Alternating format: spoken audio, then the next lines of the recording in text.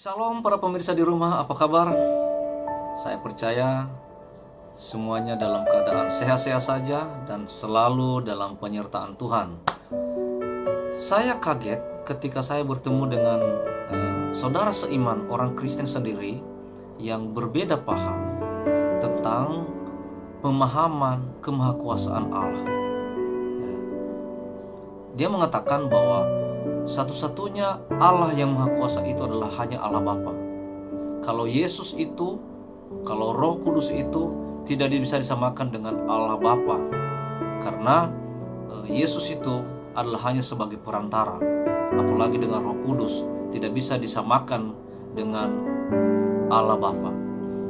Lalu dia mengutip dari Ibrani pasal 1 ayat 2 yang mengatakan begini, maka pada zaman akhir Ia telah berbicara kepada kita dengan perantaraan anaknya yang telah Ia tetapkan sebagai yang berhak menerima segala yang ada oleh Dia Allah yang telah menjadikan alam semesta.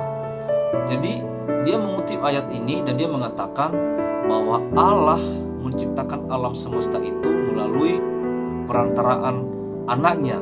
Tentunya dimaksud di sini anaknya adalah Tuhan kita Yesus Kristus. Saya mengatakan kepada dia,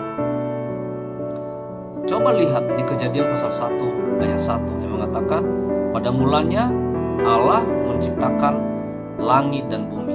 Lalu saya tanyakan, kalau tadi dikatakan bahwa Allah menciptakan alam semesta itu melalui anaknya, berarti melalui perantaraan anaknya, lalu di Kejadian pasal 1 ayat 1 pada mulanya Allah menciptakan langit dan bumi, lalu di sini siapa perantaranya? Mana perantaranya di sini? Tapi ya namanya orang berbeda paham, dia selalu berkelit mengatakan bahwa saya tidak sedang membahas Kejadian, saya sedang membahas Ibrani pasal 1 ayat 1. Saya katakan itu ada korelasinya. Ibrani pasal 1 ayat 2 ada korelasinya dengan Kejadian pasal 1 ayat 1. Mengapa? Karena penciptaan itu hanya ada di Kejadian pasal 1 ayat 1. Di luar itu tidak ada. Lalu saya coba jelaskan begini. Sebenarnya Anda itu salah memahami. Anda memahami ini dari kacamata manusia Anda sendiri. Ya. Kalau kita baca ayat ini sebenarnya, dia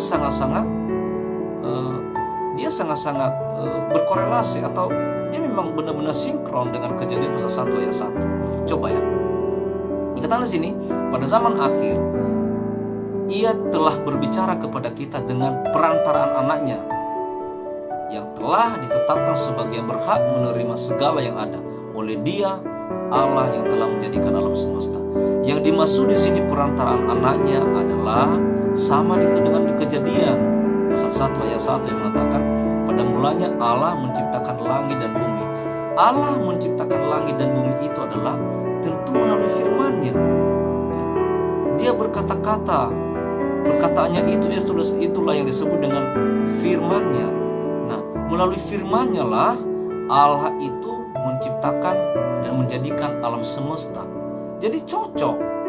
Di sini dikatakan dengan perantaraan anaknya. Siapa anaknya yang dimaksud?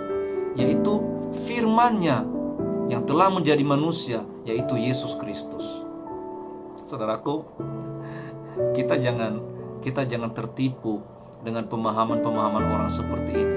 Meskipun kita sama-sama orang Kristen, tapi kalau dia memiliki pemahaman seperti ini, kita harus hati-hati. Ya. Ada juga yang punya pemahaman bahwa Yesus itu bukan Allah. Ada yang memahami bahwa Yesus itu hanya sebagai manusia yang suci dan sudah diangkat ke surga. Jadi dia bukan Allah, dia bukan Tuhan dan Juru Selamat. Itu kacau. Saya mau sampaikan kepada saudara-saudaraku, para pemirsa di rumah, hati-hati menghadapi orang seperti ini.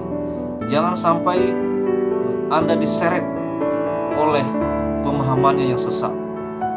Ya, inti iman Kristen itu adalah percaya bahwa Yesus itu adalah Tuhan dan Juru Selamat kita. Ya, oleh karena itu sekali lagi saya mengingatkan kepada seluruh pemirsa di rumah, jangan sampai disesatkan, jangan sampai diseret pemahamannya kepada hal-hal yang membuat keimanan kita ragu atas keyakinan kita kepada Yesus Kristus sebagai Tuhan Yesus Selamat kita. Demikian, Tuhan Yesus memberkati. Shalom.